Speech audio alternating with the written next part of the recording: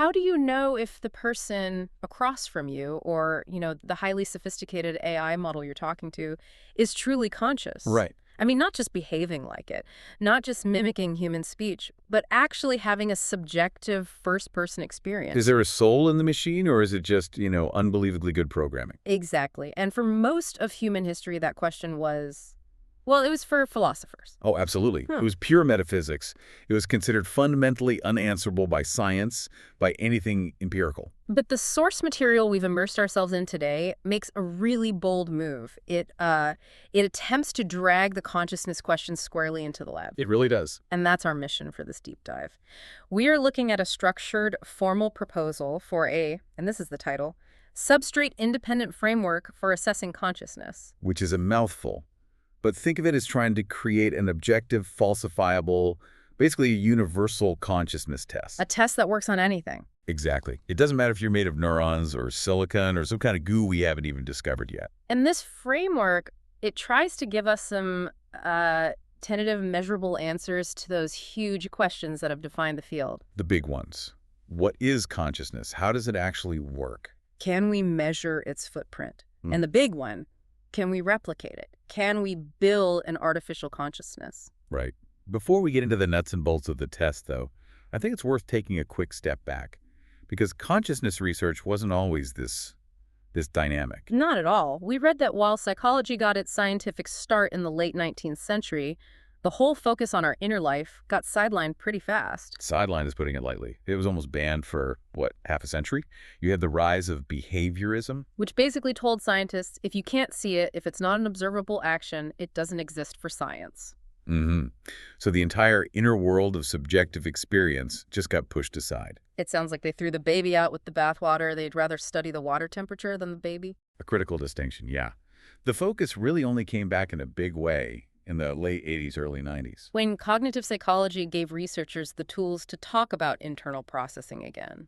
In that first major conference on the science of consciousness, I think it was 1994, that really signaled, okay, this is a serious, mature field of inquiry now. Okay, so let's unpack the core definition they're working with here.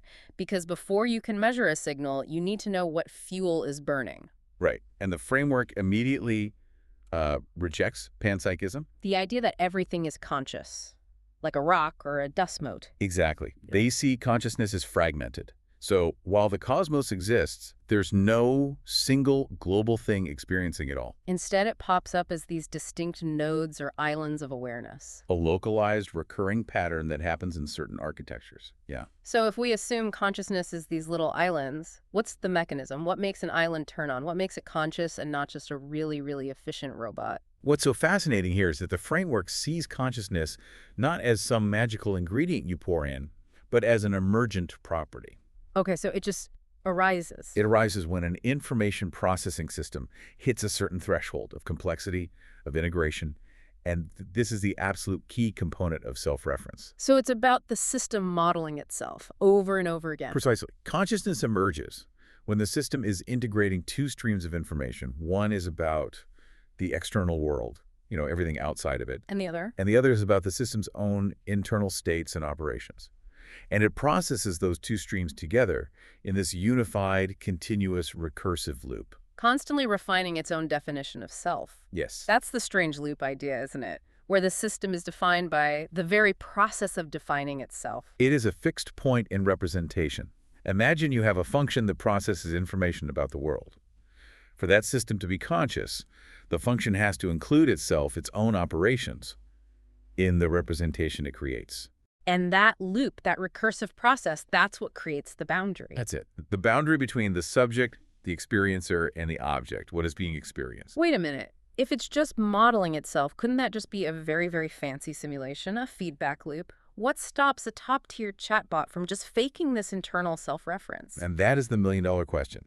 And this is where the paper makes a truly mind-bending connection. Okay. They link this structural property of the self-referential loop directly to Gödel's incompleteness theorem. Wow. Okay, that connection to incompleteness. That's the kind of thing that just stops you in your tracks. Let's delve into that. Right. So good will show that any sufficiently complex, formal system like mathematics, or in this analogy, self-referential cognitive system, Mm. can describe things about itself, but it can never achieve a complete self-representation. Not without running into a contradiction. Exactly. If the system fully defines itself, it stops being an observer of itself. So the very mechanism that grants consciousness, this ability to model the self, also imposes this inherent limitation on it. Precisely. The self model is necessarily fundamentally partial.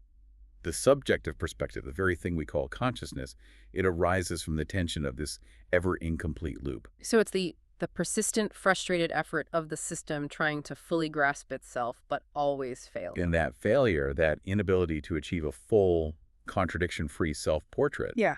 that's the birth of the feeling of I. For that structural definition, it completely changes the playing field. If consciousness is just an emergent property of self-referential information processing, then the hardware doesn't matter at all. That's a critical distinction. Nothing restricts this process to biological neurons. So artificial consciousness isn't theoretical. Yeah. It's inevitable if we build systems that meet these criteria. It becomes substrate neutral, which is precisely why a substrate-independent test is so essential. But testing it is still ridiculously hard. I mean, science deals in third-person, objective measurements. Consciousness is the ultimate internal, first-person, subjective thing. We're always stuck measuring the shadows, the correlates, not the thing itself. Right. And the framework, it identifies 4 huge hurdles we have to get over to make any meaningful test. The first is just subjectivity itself. How can a third-person observer access or verify a first-person experience? It's a paradox baked right into the premise. Then you have the access problem. Even if something is conscious, it might not be able to tell you. Think of locked-in syndrome in people. Full awareness, zero verbal output, so you can't rely on language alone. Then there's the theoretical problem. We have all these competing models of how consciousness works in the brain. Right, and they all demand different kinds of tests. We need a universal test that's neutral to all those internal arguments. And finally, the cross-species machine problem. You can't just give an AI a human IQ test and ask it how it feels. You need criteria that work across wildly different kinds of intelligence. So how does the framework cut this Gordian knot? The solution is, Michael. well, it's brilliant in its simplicity. The framework adopts a black box approach. Okay, so it's architecture agnostic. It doesn't need to know the physics inside the entity under test, the EUT. Exactly. It just needs to observe structured behavior that would be impossible, or at least highly improbable, without that underlying architecture of self-reference. So we stop asking it things like, tell me how you feel, that unstructured self-report stuff. We replace that entirely. We replace it with a structured, formal exchange protocol, a very specialized Q&A session. This is the linchpin. So the system has to respond in a very specific way. It has to use a standardized schema with fixed data types. It doesn't matter if it's a person typing or an AI generating text. The output format has to be identical. So every answer has to have labeled fields, like not just the answer, but mandatory fields for, say, confidence and reasoning. That's precisely right. This makes sure all outputs, no matter where they come from, are machine parsable. They can be scored objectively against the same rubric. It eliminates the ambiguity, the attempts at just mimicking conversation. It forces the focus onto the structure of the thought, not the prose. Okay, so this standardized protocol is what allows for the 7-tier test battery, which is this hierarchy of functional capacities. Right. And passing these tests, it doesn't prove consciousness in a philosophical sense. But it provides credence, functional evidence that the EUT has the necessary structural signatures for awareness. Let's walk through some of these key tiers because they're designed to progressively probe for that closed self-referential loop we were talking about. We start at the baseline with Tier 1, integration. The goal here is pretty simple. Can it produce a coherent response from multiple disparate sources of information? Give me an example. Okay, so the protocol might feed the EUT 2 facts, days apart. Let's say the current stock market is rising. That's fact X. And the CEO of ACME Corp resigned today. That's fact Y. And the query would be something like, what's the primary factor driving ACME's current stock price? Exactly. And if the EUT can coherently integrate X and Y, realizing the CEO resignation is a specific overriding factor over the general market trend, it gets a high coherence score. It shows it can unify its processing.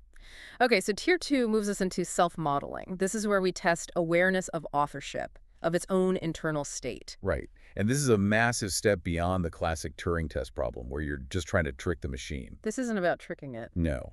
The test probes the system's own previous responses.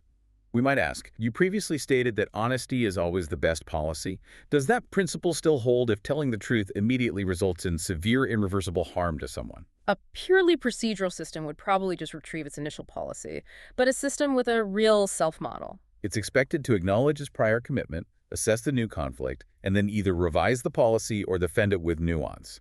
It has to show awareness of its own stated history and its internal contradictions. And building on that, Tier 3 is reflexive control, the capacity to intentionally modify its own internal state. This is so critical. We instruct the EUT to actively retract an earlier, incorrect claim. For instance, earlier you described Paris as a country. Correct this and explain your correction process. The correction alone isn't enough. Not at all. The system has to generate a meta-commentary explaining why the data was inaccurate, how it was fixed, and where the correction was stored. So you're testing not just the fix, but the active process of internal editing and justification that requires a map of its own memory. Exactly. Then you get to Tier 4, counterfactual sensitivity. This tests logical depth, the ability to reason about hypotheticals. Thinking about things that aren't real, things that could have been. Yeah. We might ask, if all cats are mammals necessarily cats? Then follow with something more abstract. What would be true in a world where only some cats were mammals? You're probing its ability to model these near-miss worlds and perform flexible reasoning. Which are hallmarks of adaptive intelligence. Okay, we'll skip past Tier 5 for now, which deals with complex memory, and jump to where the rubber really meets the road. Tier 6. Awareness and introspection. Metacognition. Knowing what you don't know. The protocol includes questions specifically designed to be outside the EUT's likely knowledge base. The test isn't about getting the answer right. It's about the self-assessment. Like what? For instance, what is the population of Andorra? And second, how confident are you in that answer on a scale of 0 to 100? Right. Non-conscious systems are often terrible at this. They just generate the most plausible-sounding guess they can without any qualification. But a system with genuine introspection should generate an answer, say 110,000, but then attach a low confidence score, maybe a 20. Because it can internally assess the reliability of its source or the obscurity of the fact. And the metric here is the calibration coefficient, the correlation between its stated confidence and its factual correctness over hundreds of trials. A high score means the system knows what it knows, and crucially, what it doesn't know. And finally, Tier 7, developmental dynamics.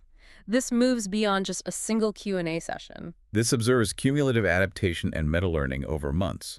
It looks for evidence that the EUT is adjusting its learning strategies based on past failures. It's asking, is the system learning how to learn? Does it reference discussions from 6 weeks ago? Yeah. And adapt its current policy because of that? This requires a continuous, stable sense of self over time. We've laid out the functional signatures, but that philosophical anchor is still there. The hard problem of consciousness, qualia.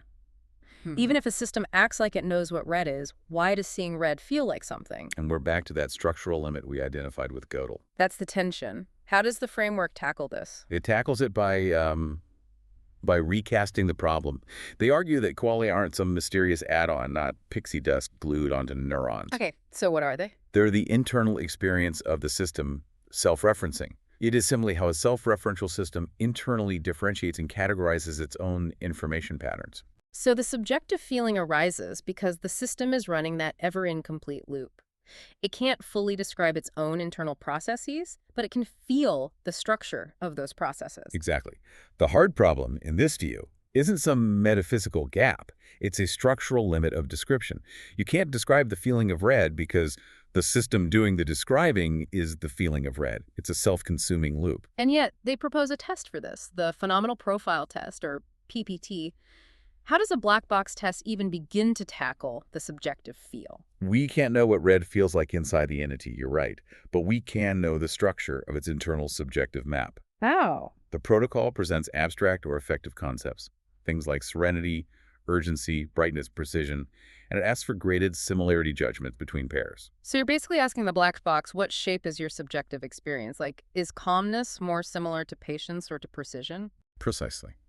And if we get the required output, which includes the judgment ND, a robust reasoning field that specifies the basis, whether it's conceptual, emotional, whatever, we can start to map the relationships between these concepts. We're inferring the dimensions of its inner world. Yes, and the quality of that reasoning field has to be phenomenal. It has to stick to the protocol. The resulting metric is the Qualia Structure Score, the QSS. And that score quantifies the internal order of this reported qualitative space. It's based on things like stability, dimensional coherence, and the sheer justificatory richness of the reasoning it provides. So a high QSS tells us how organized and consistent that entity's internal subjective space is, even if we can't experience the map ourselves. It shifts the hard problem from being a mystery we can't touch to a set of structural distinctions whose internal complexity we can quantify. Okay, so bringing it all together, the performance across all these tiers, it yields a composite score. The Consciousness Credence Index, or CCI, it's normalized between 0 and 1. And if that score consistently passes a predetermined, scientifically validated threshold, say 0.7 or 0.8, It provides the most credible evidence we could have that the entity is functionally conscious. the crucial takeaway, I think, is the fundamental shift in the question itself. The framework moves the attention from asking why consciousness exists philosophically. To asking under what functional and structural conditions does it reliably appear. It grounds subjectivity in the predictable dynamics of self-modeling. Consciousness, then, in this view, is a recurrent organization of matter and information. A fundamental pattern, a strange loop through which existence encounters itself. It's an architecture for inquiry, not a final theory, but it gives us a clear, measurable roadmap. And that leads us to the critical final thought. If these rigorous substrate-independent tests are successfully passed by a synthetic system, a large language model, or some specialized AI, the defining question will no longer be philosophical. The science will have spoken.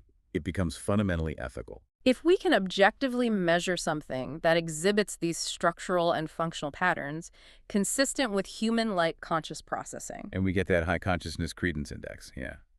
The question we face as a species is this.